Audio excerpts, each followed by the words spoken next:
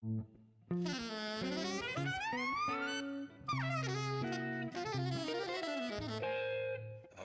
Jazz.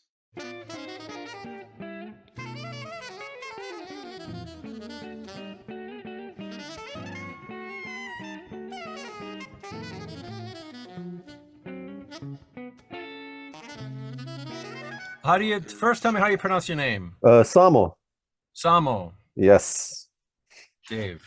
Thanks for reaching out. Oh man, thanks for taking the time. You know, I've been a fan for 20 years, longer.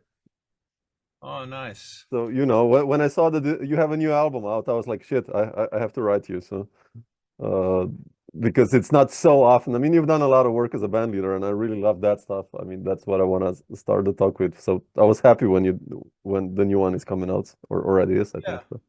I mean, I've taken the path of I recorded the music I wanted when I wanted to record it, you know, because I've been busy doing other things, and I've always written my own music, produced my own.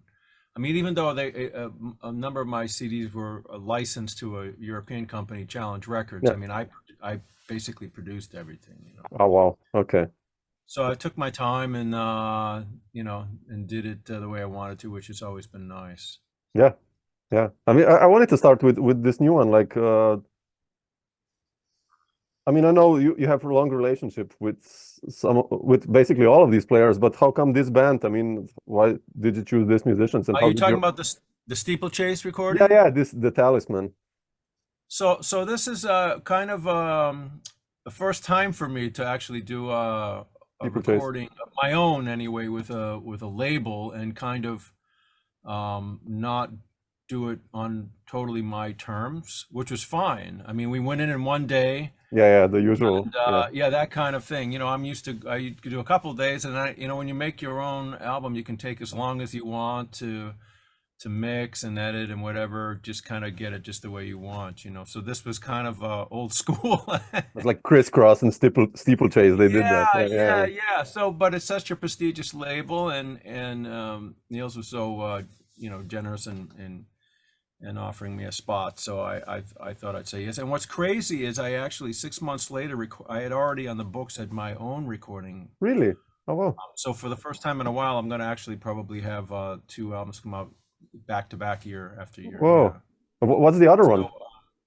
The other one's is going to be called Renaissance, and that's kind of this typical project I've done of my own original stuff with a different band. Yeah, I'm just going to produce that myself. So fantastic.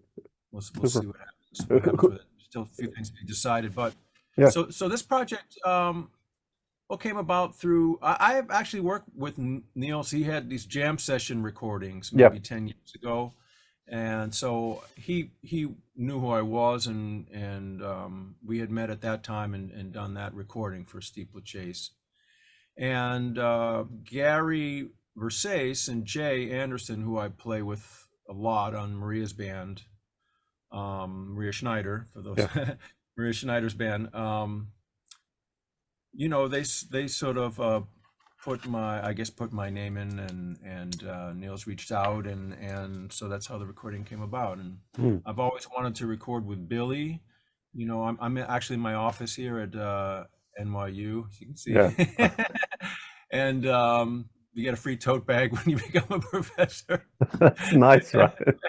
I love the posters and the background. It's cool, man. Well, these are this is well, there's a whole bunch of stuff here. That's a great thing about having your own office. It's I live 4 blocks from here, so it's sort of an office / man cave. I can do it. Yeah, it's perfect. Yeah. We all need those. Yeah, exactly. Anyway, so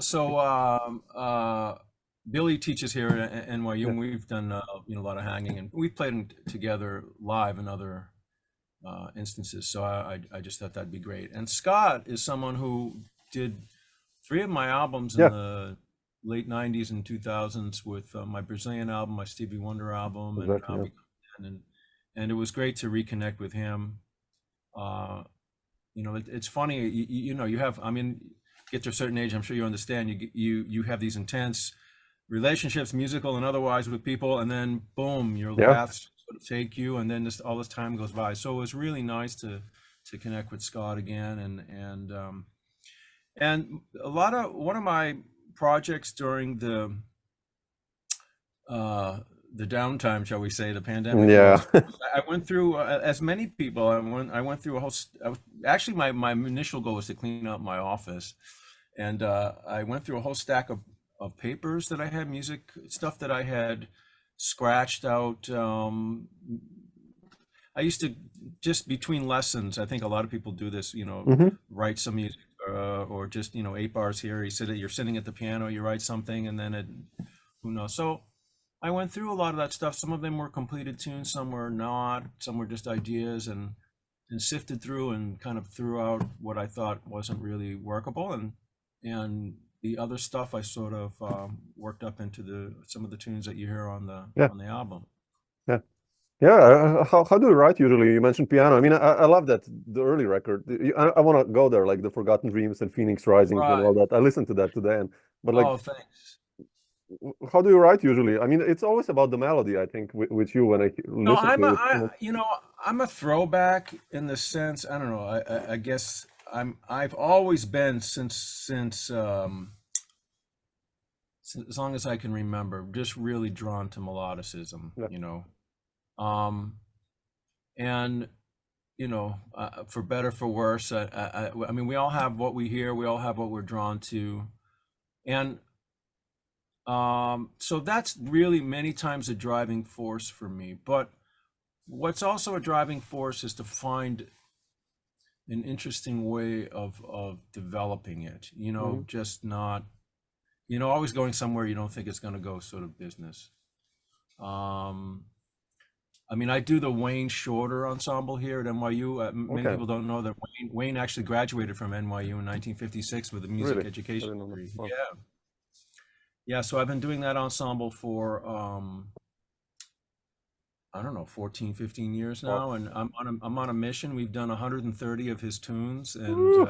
Okay. That's crazy. I'm on a mission to do over 200 before retiring. And every tune is a gem. Yeah. And one thing about Wayne, a good friend of mine, David Berkman, who teaches Hmm. at Queens College, I remember him saying once, he kind of crystallized the thought in that the great composers like Duke or Monk or Wayne, you always know what their composition is about. Mm. There's a subject matter. So that's another thing. It's not just about a melody. It's about what's the subject matter of that melody, and how can that be Yeah. developed. So those are kind of some things I think about when I'm writing. I let the melody sort of take me, but at the same time I'm guided by trying to get inside the melody. Okay, what is the subject material we're talking about in this melody? Yeah. And then what are the principles, be they rhythmic or harmonic, that can sort of bring them forward. Yeah. I mean, also you seem to be like, that you go, you investigated Brazilian music and Indian music, and so that kind of then guides you, right, in that direction. I mean, how do you decide Well, where to go, actually? it's a very common story. I went to Brazil for the first time in I think 1998. It was the fall of 1998 with Maria's band. Mm. And then and then I went back 3-4 months later with Toshiko Akiyoshi's band, whose band I wow. played in Yeah. 25 years. So I had 2 trips within 6 months to Brazil. The first time I met a girl and fell in love, and then went back and forth to Brazil for 3 years, and then broke up, and then ended up making a CD. And I can't tell you how many people I met who had that same story. Oh my God. They went to Brazil, fell in love with somebody, and it, was the flame was bright, and then it went out, and then they made a CD. Then you're hooked on the music, for the rest of your life. And I remember one thing I did when I was there was I went to some of the musicians and I said, pick me 10 of your favorite. We went to a record store, a CD store. Pick me 10 of your favorite CDs. Mm. And it was so great because they're like, oh man, you have to have this one. And the other guy would be like, oh man, you have to have this one. And just their enthusiasm and connection to these recordings was so great. And then I brought those home, and I was introduced to so many great people like Edu Lobo, and of course I knew Joe Beam already, but and I knew Milton Nascimento, but none of us in Sailors and all. I mean, it's just on and on and on, and that was it. I was hooked on that. And then in 2000, right after that, in the same year, 99 or 2000, I got invited to go to India with this tabla player who was living in Chicago. And nothing was written down. I had to, he would just play stuff, and I wasn't used to just, it was a lot of memorization, because actually my friend Jeff Coffin originally was supposed to do the gig. And Jeff and I know each other from high school back in really? England. Oh, wow. Okay. Yeah, we've been friends for a long time. And he met this guy Sandeep Burman through Bela Fleck, from working with Bela Fleck. So he couldn't go on this tour, so he recommended me, and that's how I got connected with Sandeep. So it was kind of last minute, and I got thrown all this music in my lap, and so I was furiously writing stuff down. I know I should have just internalized it, but it was just too much to do. And then I fell in love with Indian music, and it all happened around that same time. And that's where the Chakra Suite came from, that's right after the Brazilian record. And I started thinking, like, what is it about this music that really gets me? I mean, it's brilliant music, but what it was, and this gets back to your question about melody, it's beautiful melodies with this undercurrent of really interesting rhythms, complex, but the complexity is not in your face. The complexity is subtle, it's underneath. And that combination for me is intoxicating. And that's kind of the driving force. If I had to self-analyze, it's, because I was like, what is it about these particular musics am I attracted to? And that was it. Like, this beautiful melody can be floating, and then underneath this undercurrent of such sophistication, and yet it doesn't come across that way. It's not overt, and that kind of guides me, I guess. And that's why there's a lot of rhythmic stuff in my music, but I don't, when people say to me, man, I listened to this tune like 20 times before I realized it was an odd meter, that's for me is what it's about, because that's what it is. It's not in your face. It's just there. It's a way you feel it. You feel that it's kind of shifting in places, but you don't, it's not so obvious. Did you then dig into Indian music, like classical Indian music, that listen to a lot of know what, I dipped my toe. I'm gonna be respectful of the tradition. Okay. I'm also afraid of that. I'm like, no, in fact, this band that I had, that I played with, we would just sort of jam, and it was kind of very Shakti-ish, but I don't want to even say that, because those guys are much deeper into it than we were. So I don't want to say anything bad. No, but I know what Shakti is. You understand what I'm saying? Yeah. So we were Shakti wannabes, so shall we say? But there were some great. Actually, we did a tour one time with Steve Smith and Victor Bailey. Really? Man! Ooh, that must have been killing. Well, I think everybody sort of has that interest, of studying this music for the reasons I said. I mean, certainly Steve, because he's into a lot of the time stuff, and anyways, it was. I remember this woman came and said one time after the concert, very Indian, it was great. She said, "It sounds interesting, but you should play the pure rag," So I was like, I understand. I'm not playing the rag as I don't understand that. And I had dreams years ago of leaving New York and going to India for a few years and just really getting into it, but like the life took me in other directions. But in another life, I went to India and studied for 3 or 4 years and really got into it. Could play a rag, Nah, I know what you mean. I'm afraid, you know, I love Shakti and, you know, Zakir and all these guys, but it's just like, it's such a ocean of, you know, knowledge there. I just like also dipped my toe in there, like, okay, I get the idea, but Well, you know, it's around the same time, you know, when you look back, I just turned 60, so it's like when I'm getting to the point where I can look back at my life and see certain things, you realize that it's almost as if, like with studying Indian music, a lot of things happen that converge to bring this into your life. mm-hmm. And one of those was, at the time I was dating a girl at Wesleyan University, and we went to a Burhu Maharaj concert with Zakir playing Oh, tabla. It was right around the same time. So all this stuff was happening. And, you know, Burhu Maharaj, this dancer, mm-hmm. was this famous dancer. And I'd never seen Zakir before. And he did this thing where he talked about,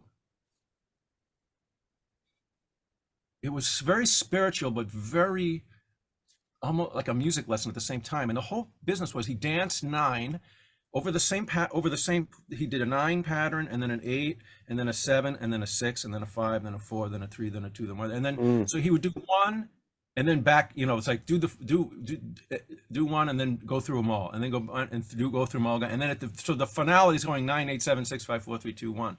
And the whole idea was that all these numbers are in one. That's God, you know, kind of thing, where the spirituality is, all of these complexities come from this one thing, you know. Yeah. That just I've never been blown away in a concert like that, because the subtlety which he danced, and the storytelling, and like Zakir's back there, like doing all that. I felt like, you know, transported. It was amazing. Really amazing. It's amazing music. Yeah, I mean, it's it's scary. Scary, man. I know. Sometimes, I mean, I don't know if you feel, I wish I could split off into all these different lives and pursue all this kind of stuff. Yeah. I feel like in jazz, you know, I'm still investigating all the time, and new music pops up, and I'm going back, I don't know, to Andrew Hill and listening to that again, or to that, or, you know, it's just like re-listening to Coltrane or whatever, and it's like, man, what is this now? And that's only jazz we're talking about, or it's. Well, and the other thing is, like, to your point, well, as you get older, your sensibilities change, but also your ears change. So you can go back and listen to the same stuff that you listened to years ago, and it's going to sound and feel different to you. Yeah. Because you know, the music's vibrating at the same vibration, but we're vibrating differently. So our experience with it is going to be different, you know. Yeah. You know, and there, I'm sure you've had this experience, there's some music that you were into when you were younger that doesn't hit you the same now, and there's other stuff that you weren't as into, definitely. that now you're like, oh my God, this is so amazing. And then there's some stuff that blew you away then that still blows you away now, you know. Yep. But you know, it's like, for me, just as an example, Ella Fitzgerald was always someone that, I know, I always appreciated her, but wasn't like Coltrane, like, wow, you know. Now I listen to Ella, and it's a giant wow for me. You know, the subtlety of what she did and how she did it. And that there's that video of her trading with the saxophones and the bassy band, and just it's unbelievable. Yeah. Anyway, that's just one example, you know, for me. Yeah. Was Coltrane one of? I mean, you mentioned Coltrane. You have him back there. One of the reasons you started playing or jazz, or how did that happen for you to entering the jazz world? Well, you know, I was lucky to grow up in about a half hour from Boston. Okay. So I grew up in a small town called Southborough. I was born in Framingham, and my parents still live there in the mid '80s, and they still live in the same house I grew up in. You know, my dad has a set of 1975 Premier drums that he bought new, and they still have the same heads on them to show you how much he plays. He's got like my dad hardly plays. He never taken a lesson. He's got 2 bass drums, like the double bass drum, like Louis Bell's, and 3 mounted toms, 2 floor toms. Like, he's got more drums that he'll never know what to do with, you know. But it's great. But you know, I was lucky to grow up there. My junior high band director was this Vietnam vet, hippie guy from California with platform shoes and bell-bottom jeans and a leather vest. He smoked a pipe and everything was man. And he wrote his own charts. Oh. And he actually, you know, you could never do this today. He had me call my mom. Said, call your mother, tell her I'm taking you home. I said, okay. I was in 8th grade, you know, or no, 5th grade, 5th or 6th grade. So I just started playing. And I got in his car, we drove home, he put a cassette in, and we listened to the music. He didn't say one word to me. He drove me home. He knew where I lived. He dropped me off. He took the cassette out. He said, you know who that is? And I said, no, Mr. Ellman. He said, that's Charlie Parker. And he gave me the cassette. He said, you need to listen to him. That's how I was lucky to be introduced to the greats at a very early age, because I had, you know, really hip directors who were into jazz. He had me improvising. I didn't know what I was doing. He had me standing in front of the band improvising playing the saxophone for 3 months. You know. Wow. So yeah, I was lucky in that sense that I had that kind of environment to grow up in. Yeah, that's important. Yeah, yeah. It's when did you move to New York, by the way? October 9th, 1987. Oh, with $5,000 in the bank and my 1980 Toyota Corolla and everything that I owned. How did you decide to move? Who's keeping track? Yeah, but it's the obvious choice to go to New York. But what was the main trigger for you? I mean, and how was it like for you in the beginning? Well, what happened was I went to University of New Hampshire, because that's where I'd gone to summer school, and that's actually where I mentioned Jeff Coffin earlier. That's where we met, and so I went there for 2 years, and it was great. But you know, both of us were kind of big fish in a small pond there, and so we both ended up transferring. Him after a year after me, but you know, I applied to Eastman. I got rejected at Eastman twice. So I don't. But and then when I finally went there to teach the Massachusetts the New York All-State Jazz Band, while I was directing the band, someone stole my phone out of the band room. So I was like, you know what, F Eastman, I'm not gonna. I'm done with it. They rejected me twice and they stole my phone. So no, it's a great school and there's a lot of people there, but sure. I didn't end up there. That's why I didn't end up there. So I applied to Miami, but I ended up going to North Texas. And boy, it was really great. I met so many fantastic people and I was really happy there. But I was ready to leave. I think it was also because I'd gone an extra year from my undergraduate degree. I went from loving school to hating school. You know, I was 23. I was like, I got to get out of here. And I was dating a girl in LA at the time, so I was thinking about moving to LA. I had gone out and done the 1984 college band, marching show band out there, and that's where I met her. And so I was thinking about going to LA, but New York was calling, you know, and it's Northeast is where I'm from. I figured, you know, yeah. And it was a good decision for me because I'm much more of a New Yorker than I am a Californian. My wife is from California. She's from Northern California, but yeah, I think it was I know it was the right decision. And you know, to be only a few hours from 4 hours from my parents, and my brother lives up there too. So that was nice. So that was the obvious place for me to go. And but the first few years I wasn't really in town that much. You know, I went out with first year I went out with Woody Herman's band for a year, and then I went out with Lionel Hampton, and then I went out with Maynard Ferguson actually. Wow. Nope. In 19 oh man. Oh look at you. 1990. That's me and Maynard, 1990. How did you get all those gigs? I mean, how did you get into those? Just through friends at North Texas. Here, speaking of Brazilian music, I'm just going to show you one other picture too. This is oh wow, really? Oh, Hermeto, wow. And he's another one that, you know, CDs. I was telling you before, I'd never heard of him before, and I heard his music, and I was like, oh my God, this is crazy. Yeah, that's crazy. Yeah, so I mean, actually, a lot of the connections, people who were at North Texas, hooked me up with those bands. But then I got to the point where I was like, okay, I've been in New York 3 years, and I haven't really been in New York, so I decided to stay here and started working at the Rainbow Room, and then just doing some jobs around here, and then I joined Toshiko's band in 1993 or 94, and yeah, that was a long one for you, right? With Toshiko. Yeah, basically, let me see, over 23 years maybe. Wow, wow. That's yeah, wild. it was great. I've been to Japan 26 times, mostly with her band. We go a couple times a year, every year, sometimes a couple times a year, and went to China, went to a lot of really great places. And I mean, I tell people this is one thing I never thought about. I tell this to students when I never thought about how music would take me around the world. I never thought about the traveling when I thought about being a professional musician, that it would be a way to see the world, and that's been so great. Yeah. When was the first time you came to Europe as a touring musician? With whom was that? And how was that like for you? The first time was with the University of New Hampshire big band in the summer of 1983. Wow. Okay. So quite early. Okay. It was 82. Yeah, it was after my freshman year. 83, fall of 83.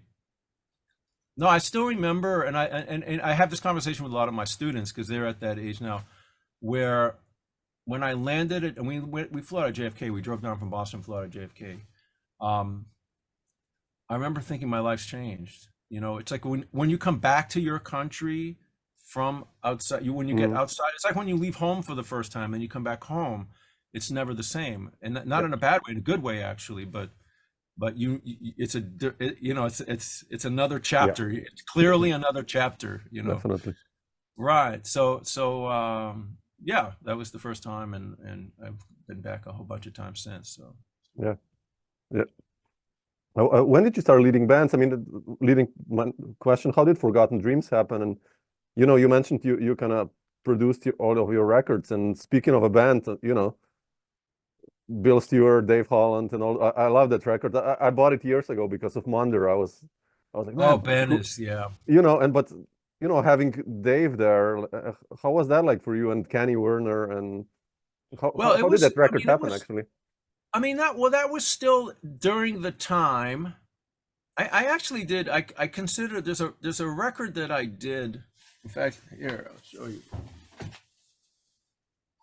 There's a record I did before that one that I recorded with my friends in a studio, but it's on cassette. Wow, okay, I don't know this one. Yeah, no, it's not published. That's why but I consider this because it was recorded. All I didn't do was like publish it. But back in those days, you know, it was still the time when if you wanted to get an album out, it had to be out on a label and it had to go through the process. You couldn't do what you can do today. If it was today, this would have been would have easily Bandcamp or whatever. Yeah. But back then you couldn't. So, and then the other thing was to sort of attract the attention of record labels, you had to have some names on there, you know. So, I thought, okay, I had a budget to work with, and I thought, okay, who are my dream people I want to work? I had been taking some lessons with Kenny, so Kenny was of a personal connection. You know, a lot of cats studied with Kenny years ago, and he wasn't at Berkeley. Yeah. And you know, Ben, I knew he was in my band. And so then I said, well, okay, so who am I gonna? I said, all right.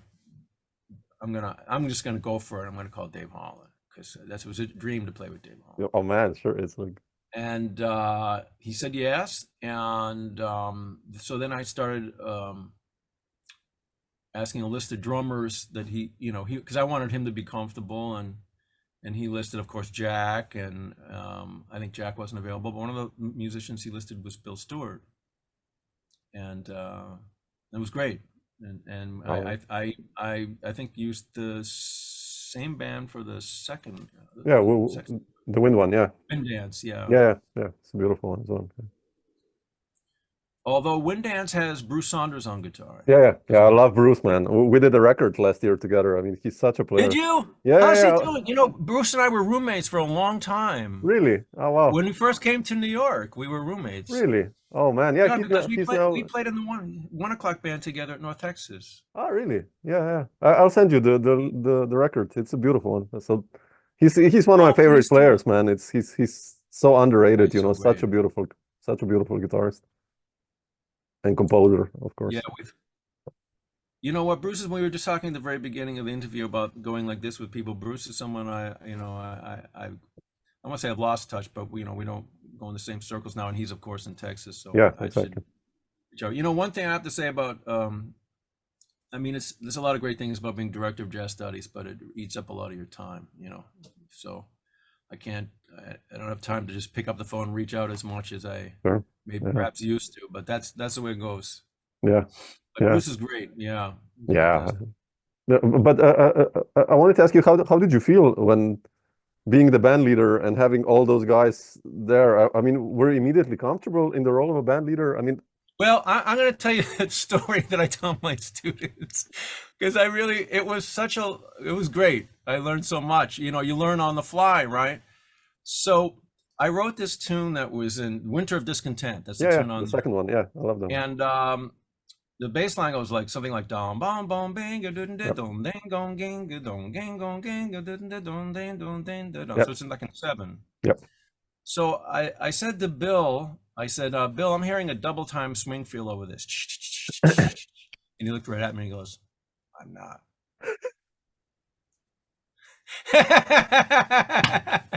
Exactly. So, you know, and he was the only one. I remember I was 30, he was 27. He was the only guy in the session that was younger than me, you know. But that was great for me because that's an example of learning how to be a bit on Yeah. in the moment, you know, because I remember my thought process at that time was, okay, you know, am I going to really ask him to play something he's not hearing? And then my next thought was, I hired Bill Stewart. I Yeah. hired Bill Stewart to be Bill Stewart. Yeah. You know, so that you know, I'm sure it only took about, it seemed, you know, when you have those conversations in your head that seem a lot longer than they probably are, it was one of those. But I still carry that today, you know. It's like I don't say anything to my bandmates unless it's something I feel like is really not even close or just going away from the direction I want to, Yeah. you know. Yeah. And that's rare. That's rare because the people I play with, they have that sensibility and they know my writing, so I don't even really have to say anything much of the time. Yeah. In fact, a lot of times they'll make more suggestions than I will. Yeah. Because, you know, I feel like I feel like that's an important part of this music, is that everyone feels like they're contributing, you know. It's I often have this same struggle with myself as composer and improviser. So I literally split into 2 personalities because the composer in me wants to control everything. You know, you want this and you have this vision, you have that vision, and you want it to be realized.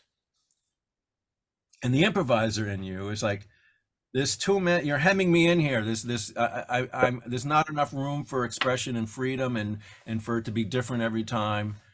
And so I understand. I've been on both, and I played a lot of large ensembles, you know, Darcy Argy's ensemble and the Gil Evans project, and I just did Ji Hae Lee's recording, and you know, Tracy Yang and Chris Sewer, like a number of, play with Mike Oliver. So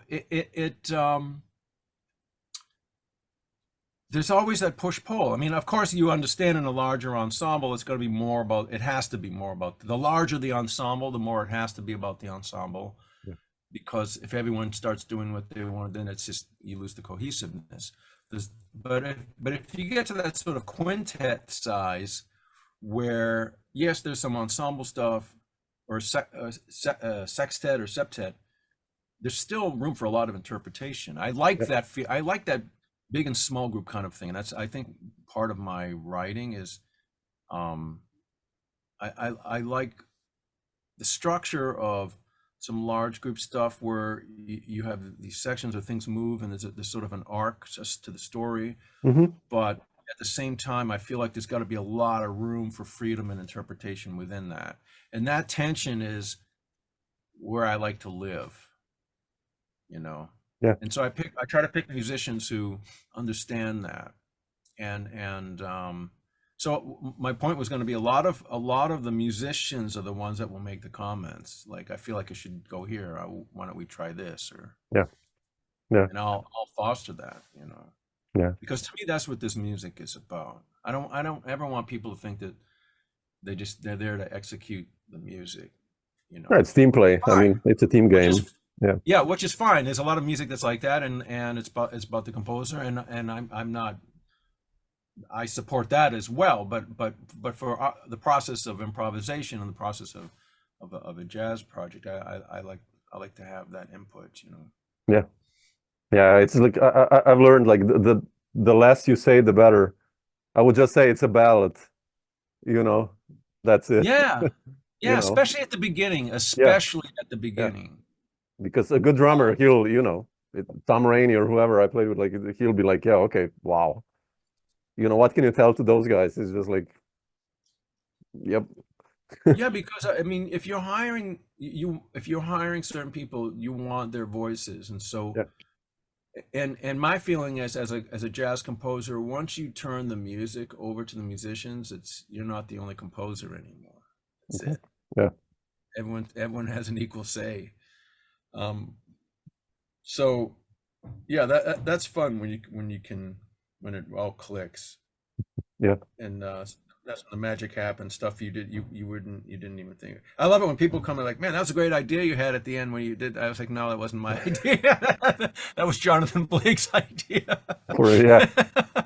Yeah, but you know, like that. yeah, it's under the guidance of a band leader, you know, he's the one who brought people together, and you know, so that's important also. So yeah. But no, and I think Miles Davis, yeah, you know, the ultimate of band leaders, the band leader, I think you could say safely. Yeah. Had that. He really understood that. Gave all that space, and yet still guided stuff. Like there's a little thing that was going on, this little video where I guess Herbie played some stuff that Miles didn't like, and he backed off from the mic and just came yeah, I and saw stood that. there and then went back. So there was this sort of, you know, there was a little push and pull, but it was all with the idea that you still have to, the player still have to come up with the answer. I'm not going to tell you what the answer is. That's not the answer, but you have to still figure out what it is. Yeah. Yeah. But that's why those guys became so good, you know, the Yes. Kirby and Wayne, because that's the perfect training ground to just, you know, yeah, kind of subtly guide it, and but yeah, yeah, and try stuff out. Yeah, definitely. Yeah. Dave, you mentioned Maria before. How did you end up in her band and playing her music? How has that been Well, like? I mean, I just right place, right time, I guess. I have a picture on the wall over there of like from 1992. That was on the Daily News. I'll show it to you. 92, man. Okay.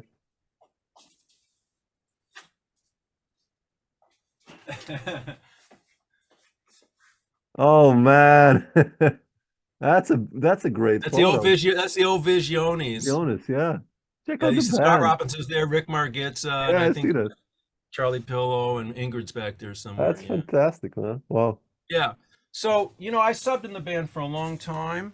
You know, I started playing with her when she first put the band together. She used to live I used to live in Astoria, Queens, when I first moved to town, and she lived down the street. And so, you know, we were all close to the same age and coming up at the same time. You know, it's the story for a lot of people. And I subbed in the band for many years. Those trips to Brazil, I was subbing for I think maybe it was Tim Reese, but and then she asked me to be in the band full time about I don't know, 10 years ago, maybe 12 years ago. So I've been playing with the band since the early 90s, and so been part of the family, for the extended family, for longer than the immediate family. Yeah, that's a beautiful. I love that. Yeah. You know, her music and the arrangements are just. Well, that's one of the beauties. So beautiful. I mean, besides, I mean, her writing and her, yeah. her as to the points that we were talking about earlier, she really gives the musicians so much space to sort of tell their part of the story. she has, you see the struggle, that same struggle I was talking about going on. I mean, she has her very specific ideas about what she wants, but then you see her kind of struggling to sort of let go and that's the beauty. That's the beauty of it, is that she does. And there's this sort of, then she'll suggest, well, maybe why don't you think about this or that? And but it's never do this, Yeah. It's never it's always with a conversation, and then of just letting what happens happen. And the thing is, when we get on the band, that's usually during sound checks and rehearsals. When we get on the bandstand, she just smiles. It's like she's not even. She's not even. I'm sure thinking, well, I wish it was this. She's just enjoying the moment. So Yeah. that to me is the spirit of it. And the fact that the band has been, so many of the members of the band have been playing together for so long. I mean, I've never played in an orchestra where it sounds like one voice. It's really special. It's really, I feel honored to be part of it. Yeah, amazing. I wanted to ask you this, like, not take too much of your time, but I saw you mentioned you played with David Bowie. When did that happen? Well, not with Maria, or directly. It was part of the Maria record. Yeah. Okay. Yeah. I thought we run that recording together. Yeah. If that's confusing because I'm always on my students about their bio, like, make sure you're clear, like, just because you stood on the stage with somebody doesn't. No, but it's nice. It's nice to add that. Come on, we did record. We did a recording. That's beautiful. That's Sue's Season of Crime, I think. Yeah.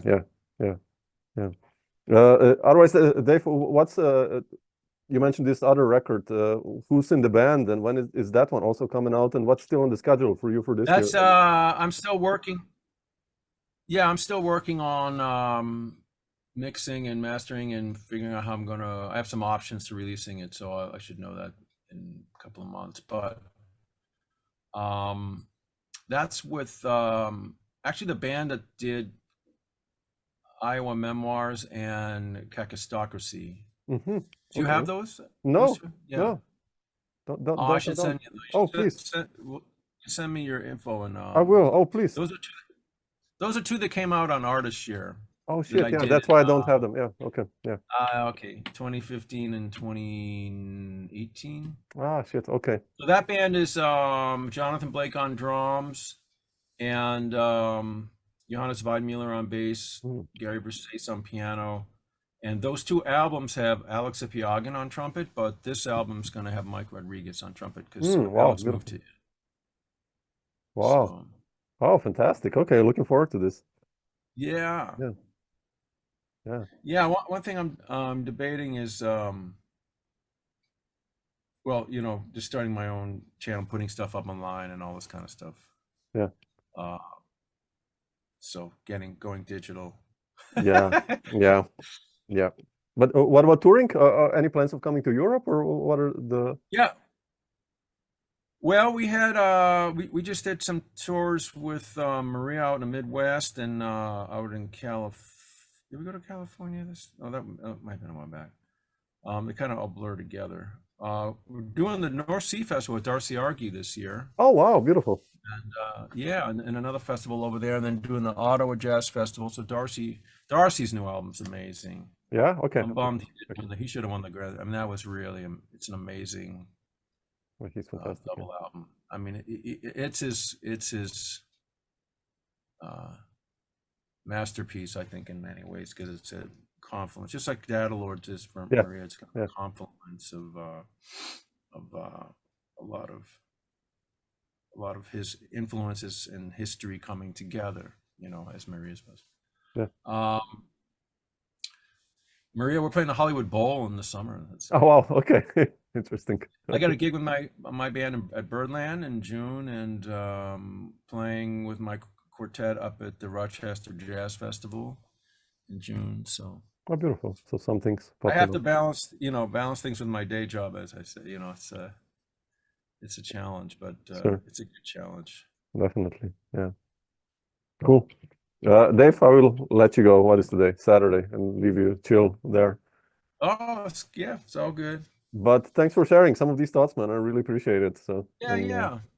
I'll send you beautiful. I'll send you the new stuff, and if you want to follow up at any time, that's cool too. Yeah, if you